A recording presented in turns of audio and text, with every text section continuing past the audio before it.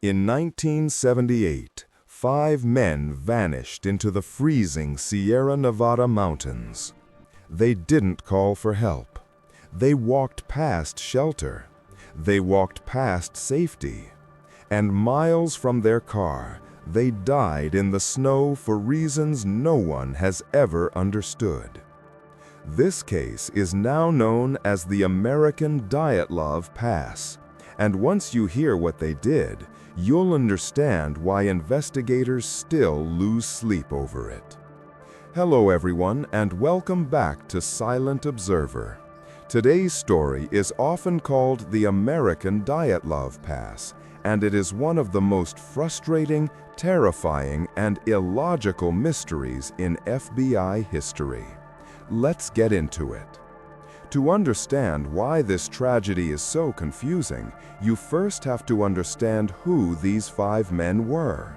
If you met them, danger is the last word you would use to describe them. They were known to their families simply as the Boys. They lived in Yuba City, California, a quiet agricultural town. They ranged in age from 24 to 32. But in spirit, they were much younger. All 5 lived at home with their parents and had some form of intellectual disability, but they were high-functioning, employed, and inseparable. First, there was Ted Wayher. He was 32 years old, but he had the heart of a child. He was friendly, trusting, and obsessed with details. If you waved at Ted, he'd wave back for 10 minutes. Then there was Jack Madruga, age 30. Jack was the driver of the group. An Army veteran, he was proud, protective, and absolutely obsessive about his car. A turquoise and white 1969 Mercury Montego. No one else was allowed to drive it. Then there was Bill Sterling, 29, the peacemaker, who was deeply religious and hated conflict. Jack Hewitt, 24, was the youngest and the most dependent, rarely leaving Ted's side. And finally, there was Gary Mathias. Gary was the outlier. He was 25, also an Army veteran, but he had a complicated history involving drug use and schizophrenia. However, by 1978, Gary was a success story. He was taking his medication, he was stable, and he was the leader of the group in many ways. These 5 men had a simple, happy routine. They played basketball for a Special Olympics team called the Gateway Gators. And on Saturday, February 25, 1978, they were scheduled to play the biggest game of their lives. If they won, they'd get a free week-long trip to Disneyland. They had their uniforms laid out on their beds. They were so excited, some of them had asked their mothers to wake them up early just to be safe. They would never play that game. On the evening of Friday, February 24th, the boys drove 50 miles north to Chico State University to watch a college basketball game. It was a perfect night.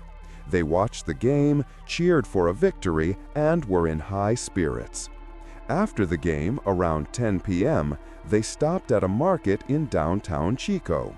We know they bought Hostess pies, a Snickers bar, a Marathon bar, and 2 Pepsis. They walked out of the store, snacks in hand, and got back into the turquoise Mercury. From Chico, the drive home to Yuba City is a straight shot south down Highway 99. It takes about 45 minutes. Jack Madruga had driven it dozens of times. But they didn't go south. For reasons that have baffled investigators for 47 years, Jack Madruga drove his car out of the parking lot and turned east. He drove onto the Oroville-Quincy Highway, a winding, treacherous mountain road that snakes up into the Sierra Nevada wilderness. They drove for 70 miles. They climbed from sea level to 4,400 feet. The paved road turned into gravel. The gravel turned into dirt, and the dirt turned into deep, rutted snow. Why? Jack Madruga protected his car like a child. He wouldn't drive it over a pothole, let alone up a rocky, snow-covered mountain track in the middle of the night. Gary Mathias knew the area, but even he wouldn't have suggested this route in a sedan without snow tires. And remember, they had a big game the next morning. Yet they kept driving, past the last streetlights, past the last houses, into the pitch-black forest. Eventually, the car lost the battle. The tires spun out in a snowdrift on a remote logging road. The engine stalled, and this is where the mystery stops being strange and starts being scary. The boys weren't alone on that mountain. About 50 feet further up the road, there was another car. Inside it was a man named Joseph Shones. He had gotten his car stuck earlier that day and had suffered a mild heart attack while trying to push it out. He was sitting in his car in the dark, in pain, waiting for help. 6 hours later, in the dead of night, he saw headlights. Shones watched as the Mercury Montego pulled up behind him and stopped. He thought he was saved. He later told police that he saw a group of men get out of the car. He also claimed that he saw a woman holding a baby standing in the headlights. Shones rolled down his window and screamed for help. But the men didn't run to him. According to Shones, the moment he yelled, the headlights on the Mercury turned off. The men stopped moving. They went completely silent. Shones yelled again. Silence. Then he saw flashlights beam on, not pointing at him, but pointing into the trees. He heard what sounded like whistling. Then the shadows melted into the forest. Joseph Shones lay in his car all night, terrified, watching the empty car behind him. He survived. The 5 boys did not. When the boys didn't show up for their game on Saturday morning, a massive search was launched. 5 days later, a ranger noticed the abandoned turquoise Mercury. When investigators reached the car, the scene made 0 sense. The car wasn't badly stuck.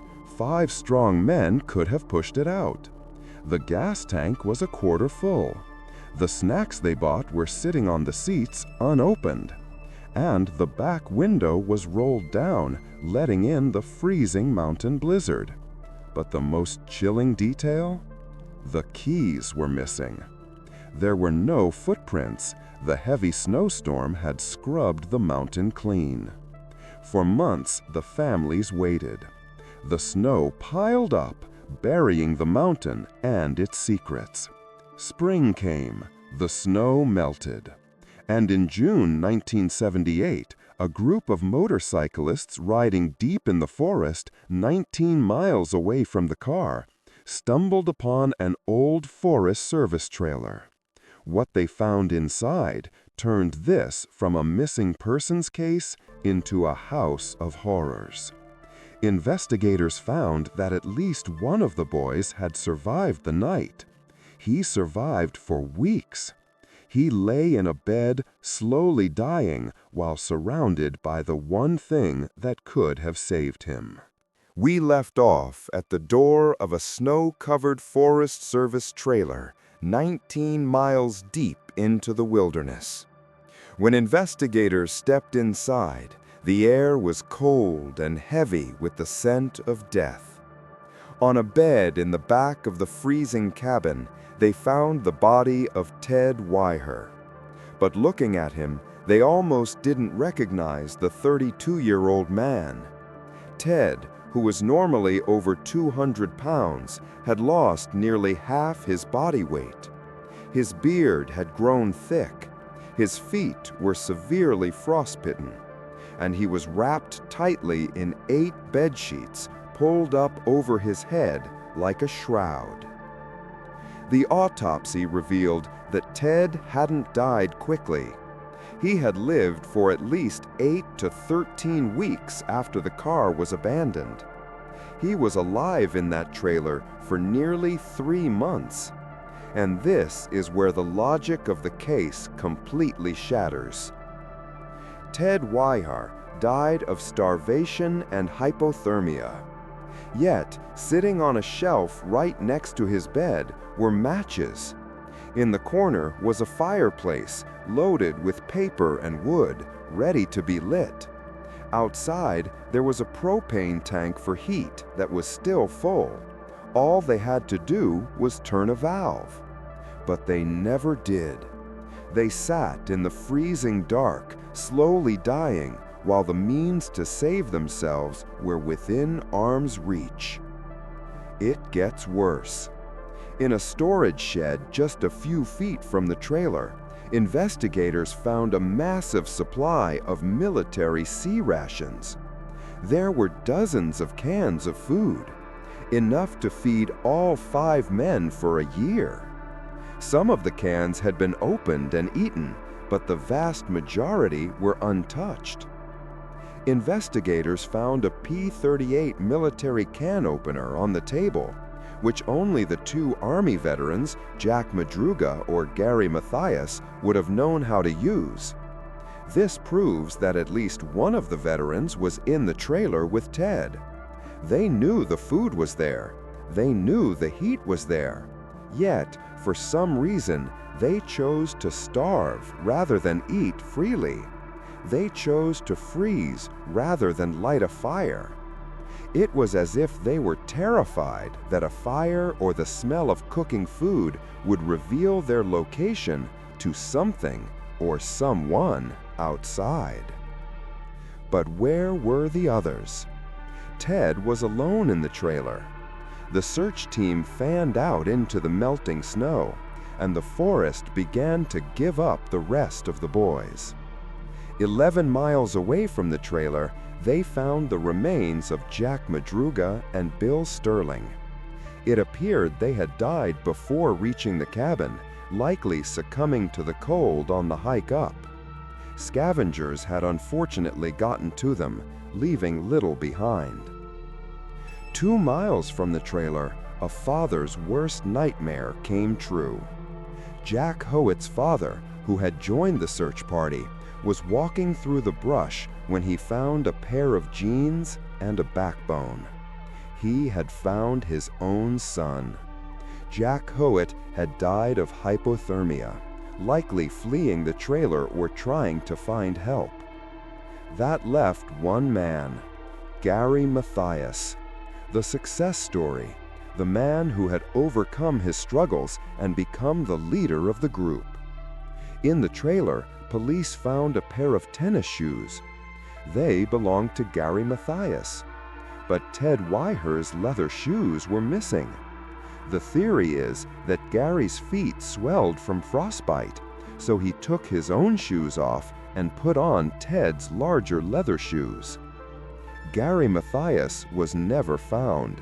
His body has never been recovered. Some believe he took Ted's shoes and tried to walk for help, dying somewhere deep in the woods where no one has looked. Others have a darker theory. Gary had schizophrenia, and he had left his medication back at his house. Without his pills, he would have likely suffered a psychotic break within days. Did Gary hallucinate a threat?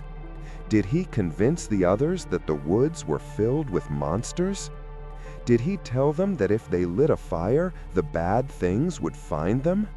Did he order them not to eat the food? It is the only explanation that fits the madness. 5 men, influenced by one man's terrifying delusions, cowering in the dark, starving to death while surrounded by food, hiding from a monster that didn't exist. Or maybe, just maybe, they really were hiding from something. Remember Joseph Shawns back at the car? He saw the headlights turn off. He heard the whistling. He saw the flashlights in the trees. Whatever chased them up that mountain, whatever made them leave a warm car and walk into the abyss, it kept them silent until the very end. To this day, the Yuba County Five remains an open case.